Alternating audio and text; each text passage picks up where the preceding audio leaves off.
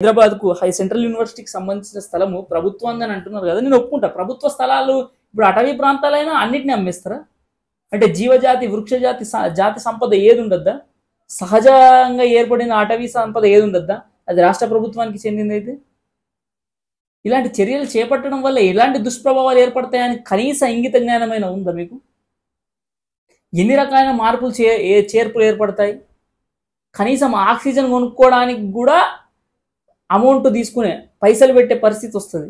కాబట్టి మీరు ఇప్పటికైనా గమనించండి, దీనిపైన శ్రద్ధ వహించండి, దీన్ని కార్పొరేట్ సంస్థల చేతికి పోకుండా పరిరక్షించండి, దీన్ని లేఅవుట్లు చేసి అమ్మే విధానాన్ని రద్దు చేయండి. ఎందుకంటే ఇక్కడ జీవ సంపద వృక్ష సంపద అధికంగా ఉంది. అక్కడున్న వృక్ష సంపద మళ్ళీ మనం తిరిగి తీసుకురాలేము, అది సహజ సిద్ధంగా ఏర్పడ్డ సంపద.